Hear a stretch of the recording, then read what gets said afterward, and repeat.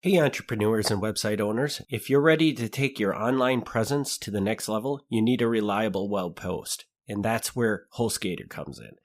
HostGator is your one-stop solution for easy, affordable, and powerful web hosting. Whether you're launching a blog, an online store, or anything in between, HostGator's got you covered. Don't miss out on creating the website you've always wanted.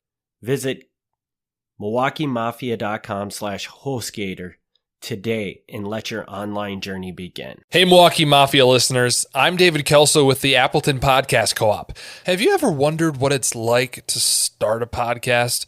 I recently sat down with Eric Walterkins, one of the co-hosts of the Milwaukee Mafia podcast that you're about to listen to, and talked about what it takes to start a podcast.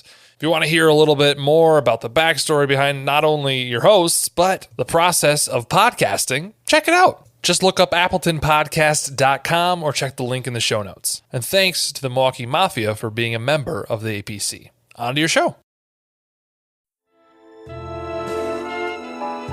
You're listening to Milwaukee Mafia, your weekly podcast dose of Wisconsin Mafia and true crime history.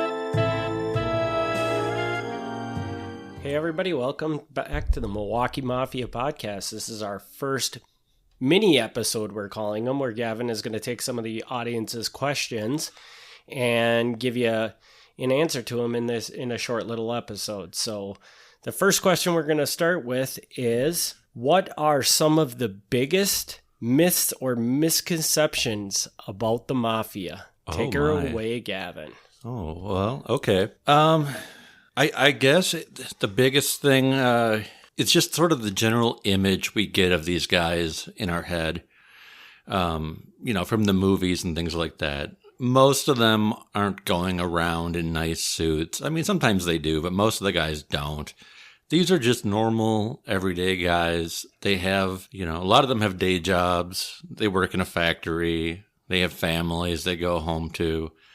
It's not like they're hanging out in the club 24/7 and constantly planning on who they're going to kill next, that sort of thing. I mean, these are real people when it comes down to it, and when you read about them, or especially when you watch the movies, you get the idea that like all they're doing all day long is just scheming up ideas and things like that. And that's not really accurate. I think another misconception is just how much money there is in the business.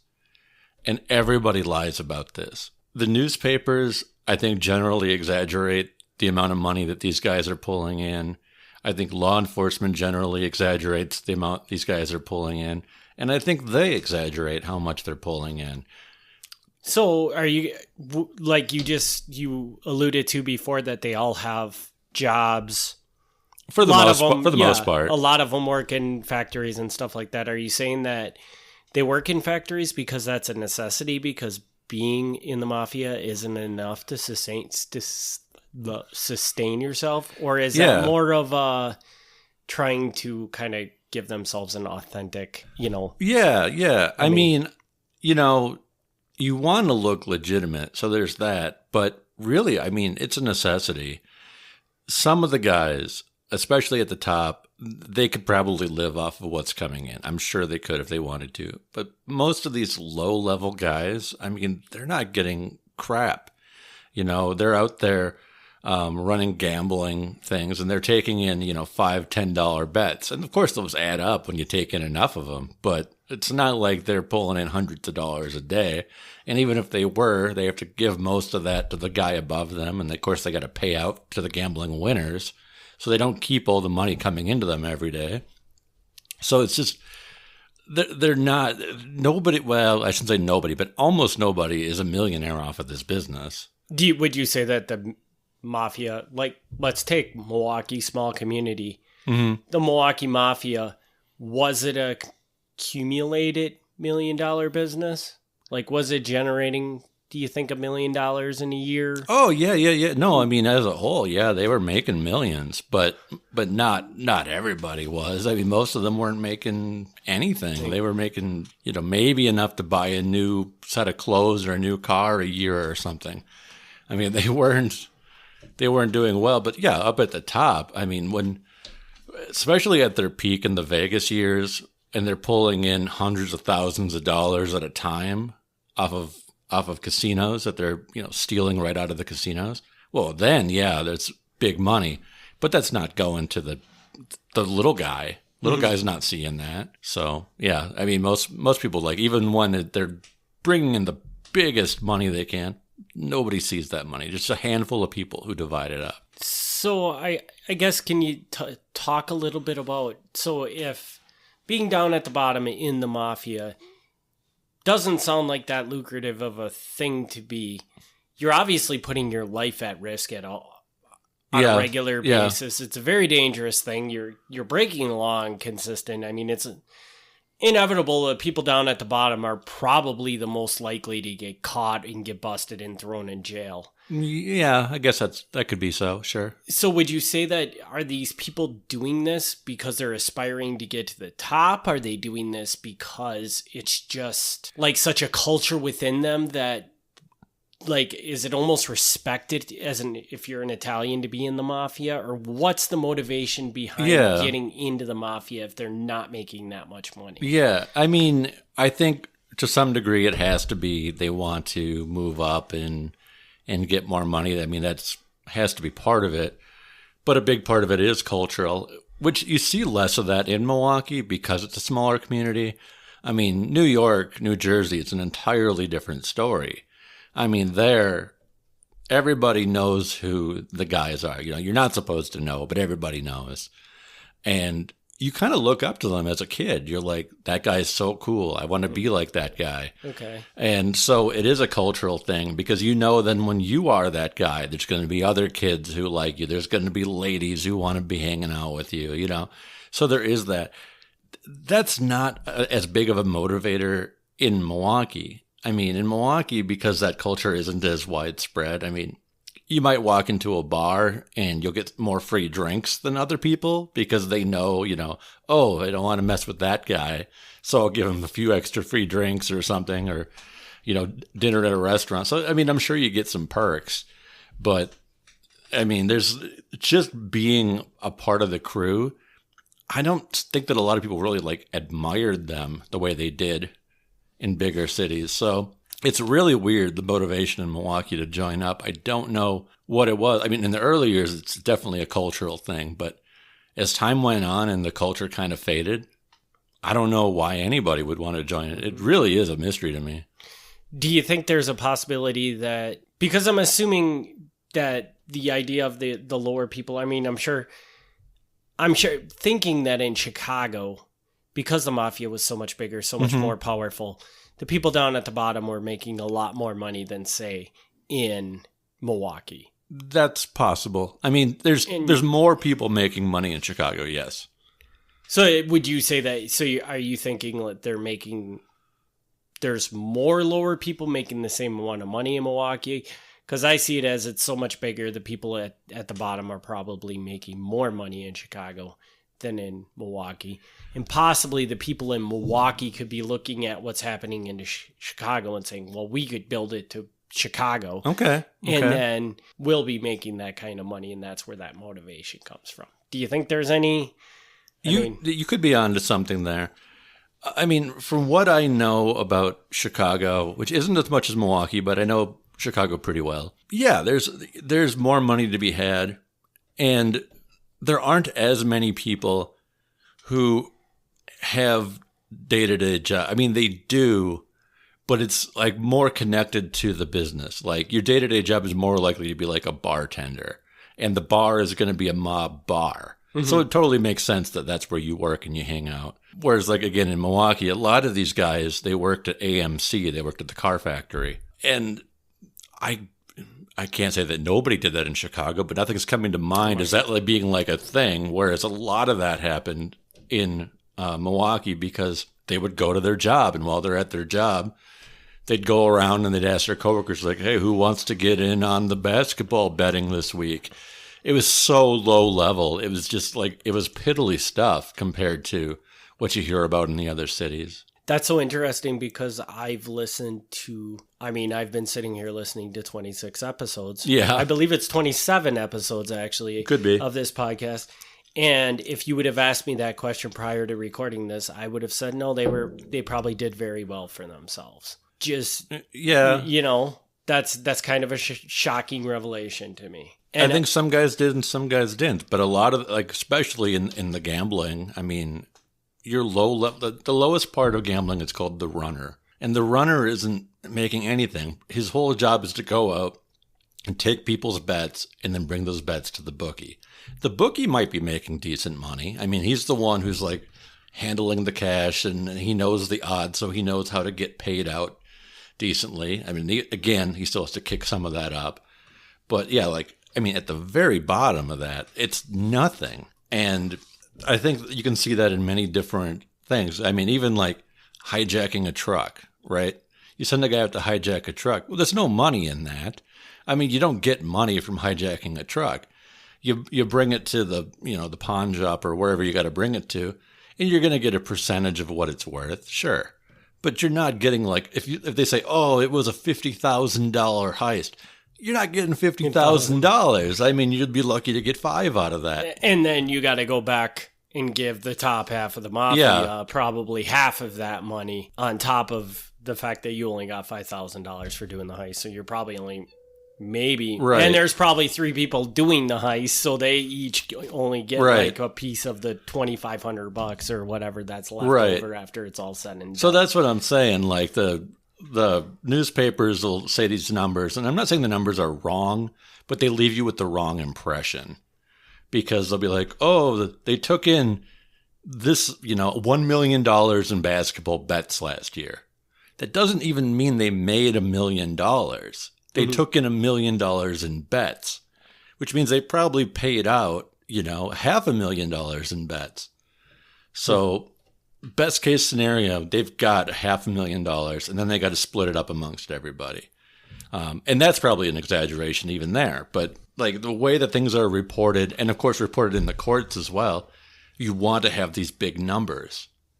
And of course, if you're in the mob, you want to say these big numbers because you want other people to be like, yeah, I've totally wanted part of that. But like when you actually like work the math out, nobody is coming out ahead on this. Like it all just boils down to practically nothing. I'm curious too, because one of the things I had thought about kind of ties into this question. And can you talk a little bit about a person in the mafia? Because I think, like you said, with television, mafia people are, and we've touched on this a little bit, but mafia people are portrayed as, hardcore criminals going out killing people every day. And that's what our head has in our mind. Yeah. But the important thing, and the things that I think we've talked about in some episodes, is how important family is to Italian people and mafia members, and how important community is. Yep. Can you just kind of talk about some of those things, like how some of the things that you don't see from a criminal, on the criminal side, and some of the things that we might not talk about as much because we are talking about the crime side of it. But, yeah. Like, it's weird. It's something that I don't fully understand, like the psychology of it, because like, again, this is a big part of Italian culture. It's families are important. Not that families aren't important in other cultures, because everybody, cares about family, but it's a big thing. I mean, you know who your cousins are. You know who your second cousins are. You know who your third cousins are, which you and I don't. But there you do. Like, you just know everybody in your community and how you're connected to them. If you need a favor from somebody, even if they don't know you, if you're like distantly related, you help them out. Growing up, traditionally, like the father is like the head of the household, and he really kind of oversees everything. And not that that's not normal in other households, but it seems much more firm, like in the Italian tradition. Like you don't question it. You don't want to do anything that the father doesn't approve of. Like, you don't even want to like get a job that he doesn't want you to get. Like, and that's not a mob thing. Like, that's just the culture in general. Like, that's how much say he has over the family. So there's definitely that. Family is crucially important, which kind of is why the mafia works, because it's in a culture where you're more loyal to your family members than you are to society as a whole. It enables the mafia to make all their members part of their family and leverage that, right?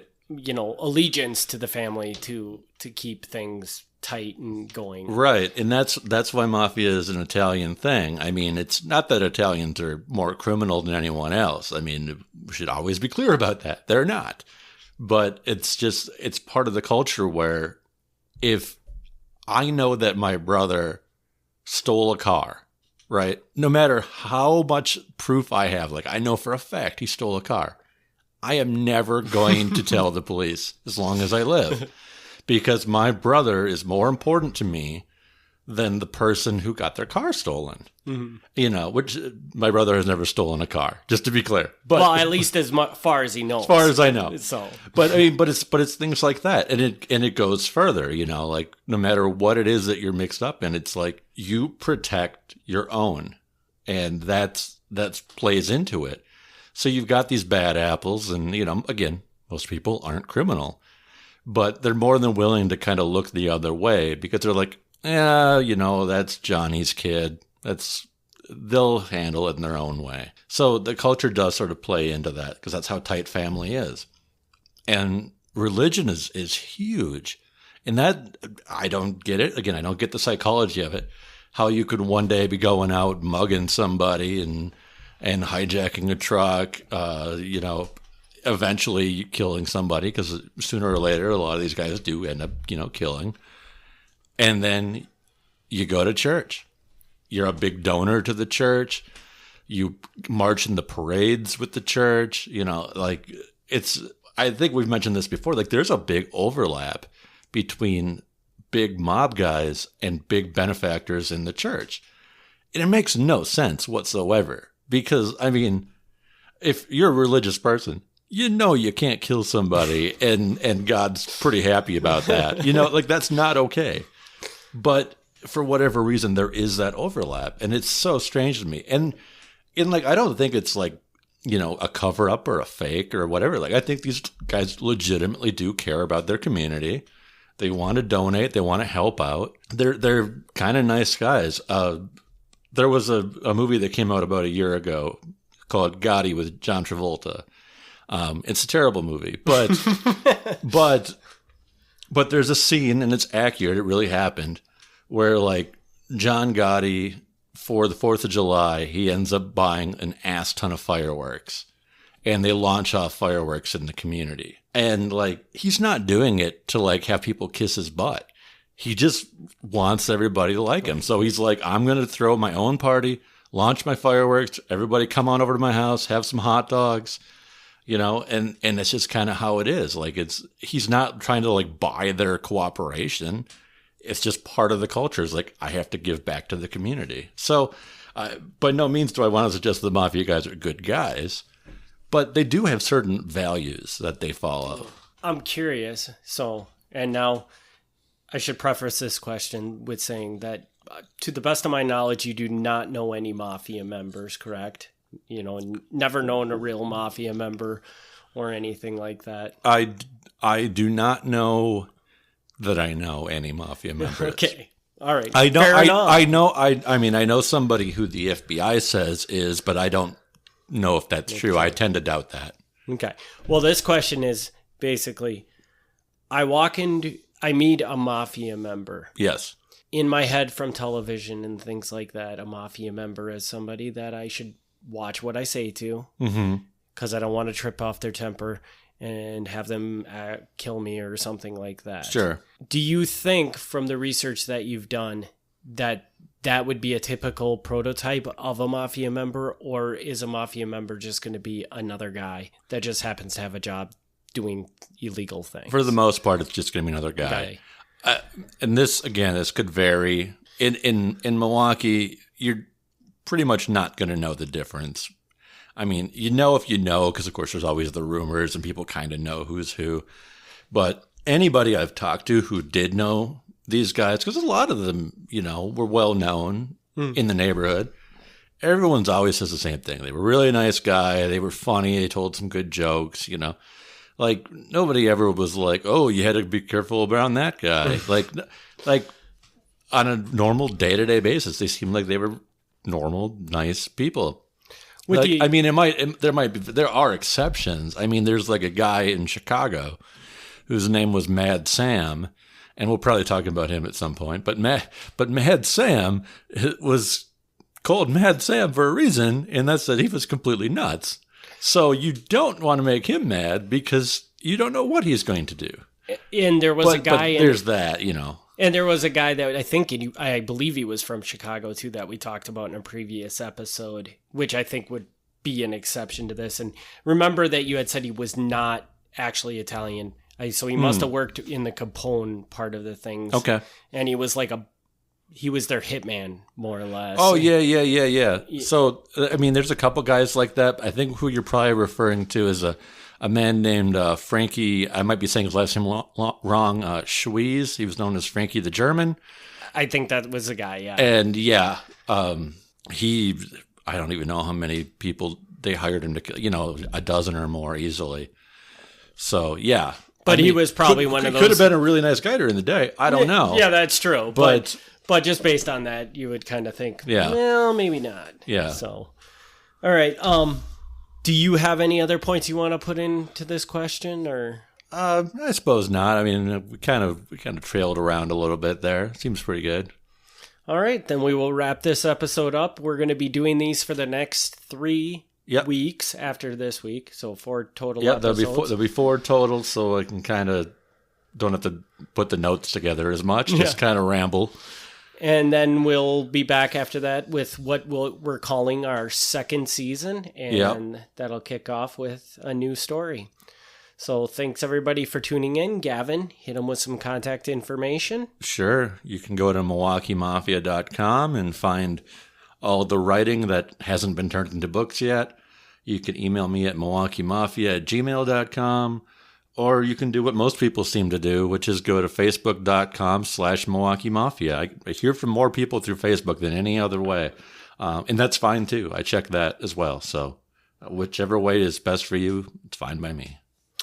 Cool. And please, if you do have a question, we probably do send it off to us. We probably won't get to, well, I believe, Gavin, you're answering everybody's questions directly to them.